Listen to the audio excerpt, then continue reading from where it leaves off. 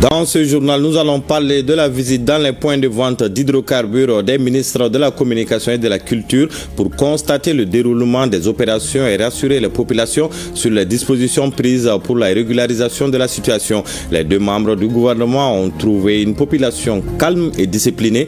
Le reportage à suivre dans un instant.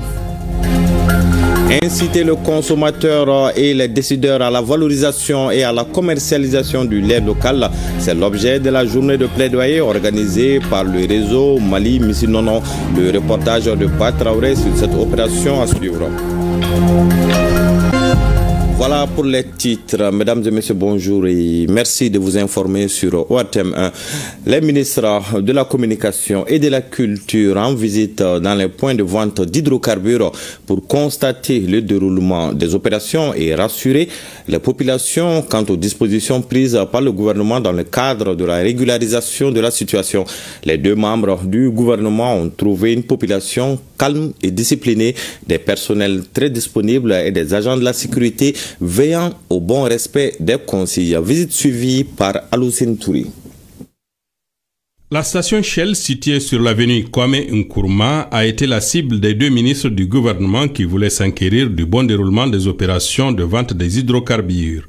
Ici, les files ne sont pas longues et les clients font preuve de discipline sous l'œil vigilant des forces de police déployées sur les lieux. Ce sont donc des ministres très satisfaits qui rassurent les populations sur les enjeux de cette crise et la nécessité de résilience de la part de tous. Mon constat, c'est que l'affluence a beaucoup diminué et on constate aussi que c'est de mieux en mieux organisé. Donc je vais vraiment féliciter ici les jeunes, les populations maliennes pour leur esprit civisme et féliciter aussi les forces de sécurité qui vraiment s'y mettent à maintenir l'ordre et féliciter aussi le Conseil national des jeunes et l'ensemble des travailleurs des stations ici. Donc nous avons vu que la station a été ravitaillée hier soir et aujourd'hui ces choses se passent, le ravitaillement se passe correctement. Et donc je suis venu avec mon collègue apporter le soutien du gouvernement. Le gouvernement est très conscient de tous les déboires que cela cause aux populations, dans les familles, dans les entreprises, sur les lieux de travail, dans la fourniture des services sociaux de base. Le gouvernement rassure qu'il demeure saisi de la question et que toutes les dispositions sont en train d'être prises sur les directions du président de la transition, le général d'armée Assimi Goïta, et sur l'autorité du Premier ministre qui préside la commission de gestion des crises pour que tout soit fait pour sortir de cette perturbation de la fourniture de carburant. Nous pensons que dans les heures à venir, la crise énergétique, la crise de carburant sera un mauvais souvenir au Mali. Donc c'est aujourd'hui pour saluer la résilience et la force de la jeunesse du Mali, du peuple du Mali, parce qu'un grand peuple se révèle en des moments comme ça. Vous savez, notre Dambé, c'est notre boussole pour le combat, pour notre renaissance, pour notre souveraineté, pour affirmer une nation forte au monde. Aujourd'hui, nous nous donnons la main pour faire face à cette crise. Vous savez, c'est des épreuves, c'est à travers des épreuves que les nations grandissent. Et donc ça met en épreuve notre force. Et donc le peuple malien a montré aujourd'hui, dans cette semaine, cette force d'unité et d'union. Pour dire que nous sommes un même peuple, c'est une petite difficulté et que fort heureusement, grâce à la force de la vision et au combat de notre commandant en chef, le chef de l'État, le président Assimi Goïta, et de son premier ministre, le général de division Abdoulaye Maïga, et à travers cette grande commission interministérielle qui ont travaillé nuit et jour, heure par heure, pour nous sortir un plan à travers les ministères qui travaillent sur le transport, sur la sécurité. C'est le lieu de saluer les collègues qui ont fait un travail extraordinaire. De leur côté, les revendeurs saluent le comportement et l'attitude des clients qui, malgré le soleil ardent, se montrent disciplinés et respectueux des consignes des forces de sécurité. Il faut dire franchement, aujourd'hui, nous sommes satisfaits. Nous sommes satisfaits surtout des dernières livraisons en fait, de la semaine. Donc, où on a vu que bon nombre de stations ont été livrées en même temps. Ça a permis vraiment de baisser nettement la tension, la pression. Par rapport à l'affluence pour effectivement pouvoir servir de façon sereine les clients sans sans autre forme de risque de sécurité. Pour dire aux Maliens de soutenir notre armée, qu'on est derrière l'armée, ce n'est pas un problème de sens qui va amener les Maliens à ne pas soutenir leur armée. Aujourd'hui, nous sommes là à soutenir notre armée pour supporter cette difficulté qu'ils ressentent tout de suite là. Sinon, tous les pays, comme tous les autres pays, ont eu des moments de difficulté, mais ça a passé. Cela témoigne une fois de plus l'unité malienne et la résilience de nous, populations maliennes, face à cette crise. Vraiment, nous remercions le réseau KIA et nos plus hautes autorités et le ministère de la Culture aussi. Par notre culture et par notre voix, on rehausse encore une fois de plus le Mali. Les clients qui étaient en file ont été agréablement surpris par les visiteurs du jour qui n'ont pas oublié d'apporter avec eux de quoi renforcer leur capacité quand on sait que certains sont présents depuis déjà 5 à 6 heures pour avoir le fameux sésame. Voilà une bonne chose de faite. Sur un tout autre sujet, inciter le consommateur et les décideurs à la valorisation et à la commercialisation du lait local. C'est l'objet de la journée de plaidoyer organisée par les réseaux Mali Missi Nonon. Le reportage de Batraouri. Le RMN, réseau Mali Missou Nonon, ou le lait local du Mali, sonne la mobilisation pour la valorisation du lait local du Mali.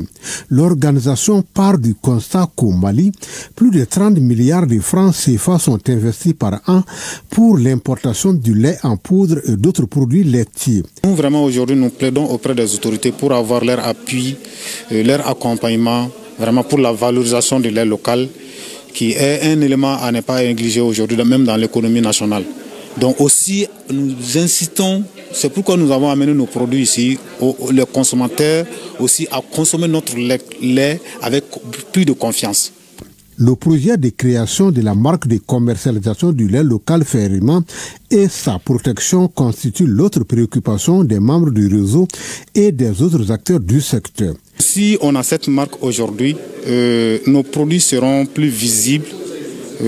Nos produits, nous avons élaboré différents textes comme le cahier de charge, le règlement d'usage, la charte qualité, dont le respect de ces différents documents-là va permettre à notre lait d'être consommé sans hésitation par les consommateurs, d'être garanti en matière de qualité et autres produits nutritionnels.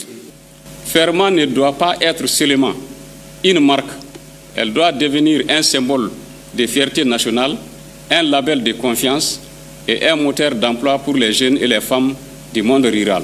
En lançant ces plaidoyers, nous posons les bases d'une économie laitière équitable, inclusive et durable.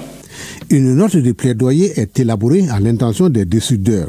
Son objectif est de mettre en lumière les difficultés de la fêtière et de solliciter l'appui des autorités en vue de la valorisation du lait local. Table ronde sur la prévention, le traitement et le soutien aux femmes atteintes de cancer du sein, du col de l'utérus, ainsi que de cancer gynécologique et urologique. Une initiative de l'association Ceinture. Elle marque également le lancement de la première édition de sa campagne annuelle intitulée Octobre Rose 2025, placée sous le thème Au-delà du rose, lutte contre les cancers féminins. Adam Maïga nous en parle.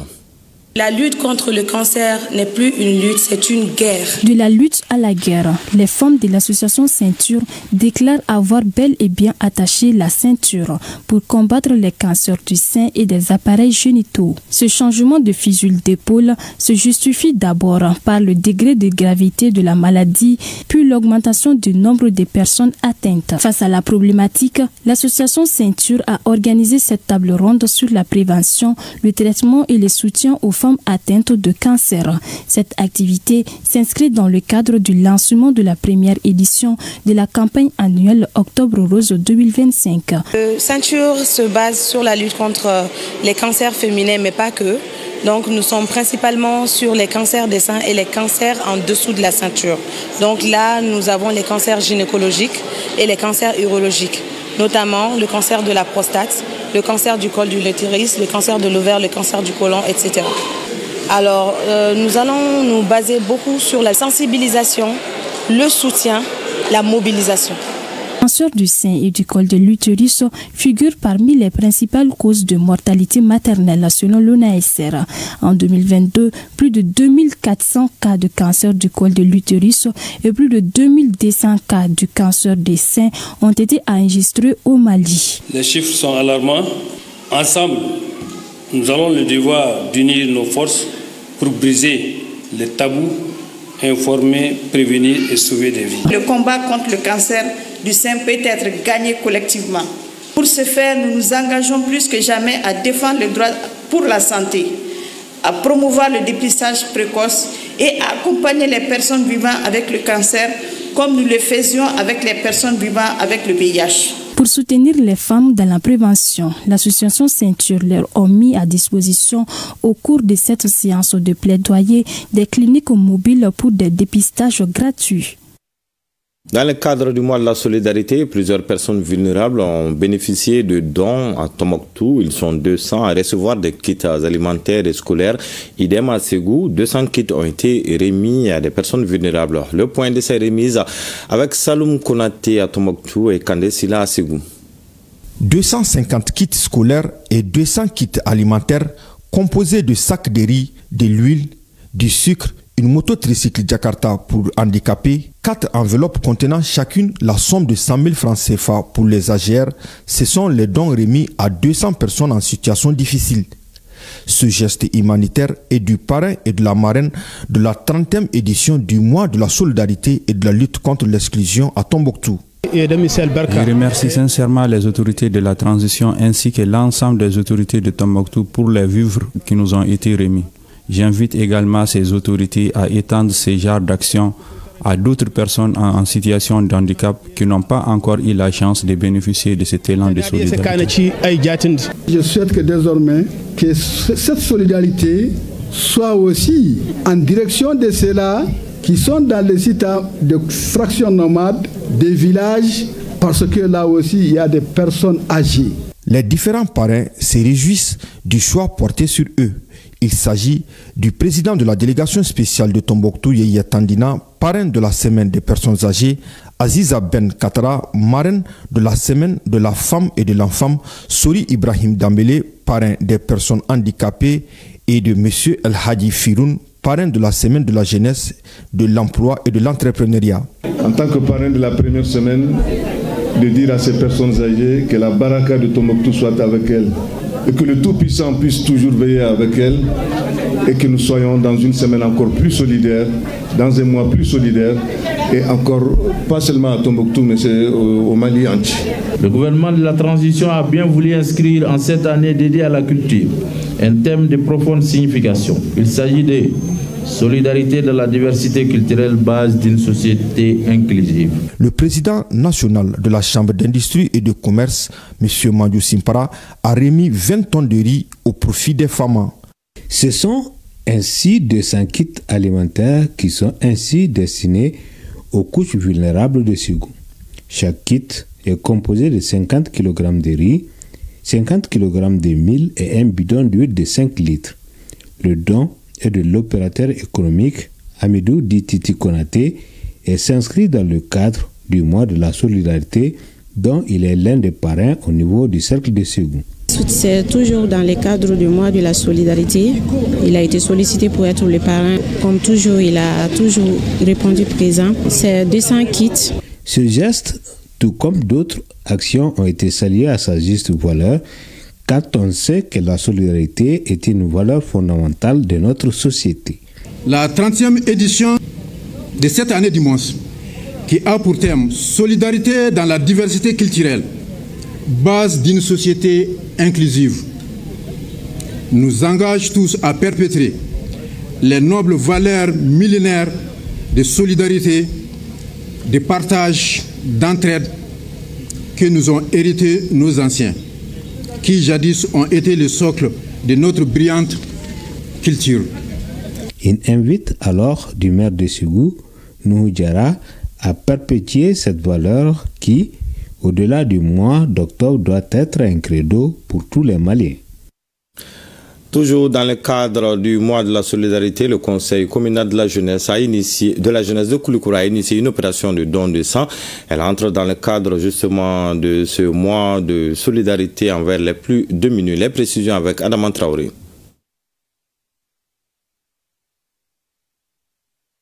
Le Conseil communal de la jeunesse de Koulikoro a initié une opération de don de sang dans le cadre du mois de la solidarité. Cette initiative est une occasion pour eux de poser un acte salutaire car donner son sang permet de sauver des vies. On compte beaucoup sur la participation de cette couche de Koulikoro pour le don de sang. Tout le monde peut avoir des parents qui ont des manques de sang. Mais si on a des sangs qui sont disponibles au niveau de nos centres de santé, vraiment ça va sauver des vies. Les initiateurs ont salué tous ceux qui ont contribué à la réussite de cette opération. Qui dit don de sang peut dire sauver des vies. Donc nous, jeunes de Koulikoro, nous avons décidé de ne pas rester en marche. Donc nous avons décidé vraiment de célébrer ce mois de solidarité en faisant le peu que ce soit pour aider notre communauté.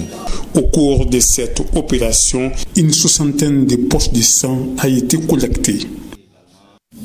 Parlons à présent d'amélioration des pratiques familiales essentielles. 3 communes de la région de Kidal, notamment Nefif, Aguelok et Kidal, viennent de recevoir des kits d'hygiène au terme de la cérémonie de labellisation par Show Canada dans le cadre du projet PAFEM.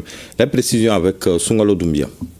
Cérémonie de labellisation et la remise des kits de Show Canada aux communes de Kidal, Nefif et Aguelok dans le cadre de connaissances acquises des pratiques familiales essentielles. Après 12 mois de pratiques dans les ménages pour la sensibilisation sur les pratiques ménagères, sur le lavage des mains, le projet quand même a pu quand même avec l'appui de Maman Ira sensibiliser des familles pour que au moins cette pratique-là soit au moins une opportunité pour tous les citoyens au moins au niveau des 3 communes.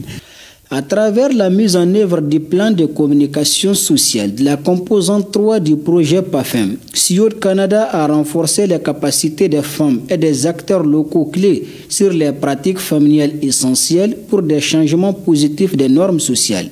Aujourd'hui, la labellisation que nous célébrons n'est pas une fin en soi, mais une étape importante dans un processus d'amélioration continue, une marque de reconnaissance de l'engagement communautaire, mais aussi un appel à la persévérance. Show Canada réaffirme ici et maintenant son engagement indéfectible aux côtés du gouvernement du Mali et ses partenaires pour promouvoir des communautés résilientes, équitables et inclusives. Il est à noter que des attestations de reconnaissance ont été décernées aux 3 maires de ces communes pour leur implication et leur accompagnement direct dans la réalisation de ces projets. À Nyoro, clôture de la phase régionale de la Biennale artistique et culturelle Tombouctou 2025. Pendant une semaine, des jeunes artistes venus des différents cercles de la région ont rivalisé en chant, danse, musique et pièces de théâtre. Les détails avec Moussa Diakité. Après 6 jours de compétition dans des disciplines comme le chant, la danse, la musique et la pièce de théâtre, les rideaux viennent de tomber ce vendredi 31 octobre sur la phase régionale de la Biennale artistique et culturelle Tombouctou 2025 à Nyoro. Au total, 4 cercles sur 6, à savoir Bima, Djema, Nyoro et Trungoumé, ont participé à cette phase régionale. À la fin de la compétition, le cercle de Djema a été classé premier. Il est suivi de Nyoro 2e et du cercle de Trungoumé 3e. Je remercie les plus hautes autorités, les populations de la région de Nyoro, les membres de la commission d'organisation, tous les acteurs culturels de la région de Nyoro, tous ceux qui ont de près ou de loin contribué à l'organisation de cette phase régionale. Nous avons vécu des jours durant la joie, la danse, les chants, les cris et les actes de plaisir pour magnifier le retrouvail entre les fils et les filles de la région de Nyoro, en vue de choisir les meilleures actrices, les meilleurs acteurs pour constituer une équipe qui ira représenter la région de Nyoro à l'édition 2025 de Tombouctou qui profile à l'horizon dans bientôt 2 mois. En plus des diplômes de participation pour les différentes troupes, des attestations et des prix spéciaux ont été donnés à la meilleure danseuse, à la meilleure chanteuse, au meilleur acteur, au meilleur batteur et au meilleur flûtiste. À 20h, vous avez rendez-vous avec Awaditma Kamara pour la grande édition du soir. Vous l'aurez compris, c'est la fin de ce 13h. Merci de l'avoir suivi. Bonne suite de programme sur ORTM 1.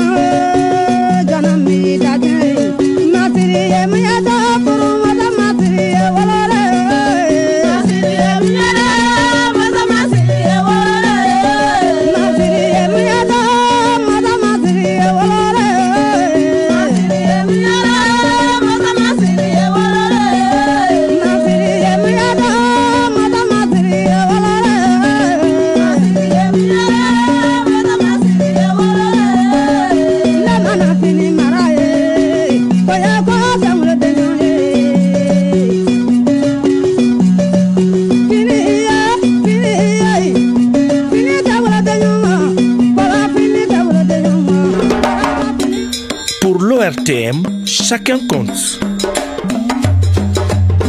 L'ORTM. L'ORTM. ORTM. La passion du service public.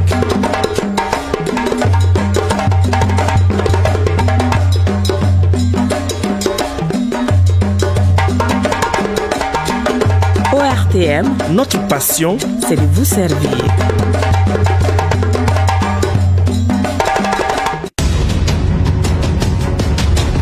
Mali be lombo lamba nga Mali te bi gɛlɛyaw mana bonya cogo o cogo o t'a ka ɲɛta bali an ka yɛrɛma hɔrɔnya ta kan de b'a la yɛrɛya sira labɔli o tɛ taa gɛlɛyaw kɔ cɛsiri ni muɲu kɔnɔ malidenw wulilen do k'u jɔ ni danbe ye gɛlɛya caaman minnu b'an ka jamana kan an y'an bolo di ɲɔgɔn ma k'olu kunbɛn ni muɲu ani cɛsiri ye lajarabi gɛlɛya caaman b'an ka jamana kan a yɔrɔbaw tiɲɛna fɛɛrɛ minnu b'a bolo ka jamana magoɲafɛnw nadon jugulamaw be ka jan da olu fana ɲɛ lajarabi caaman binnen do a ka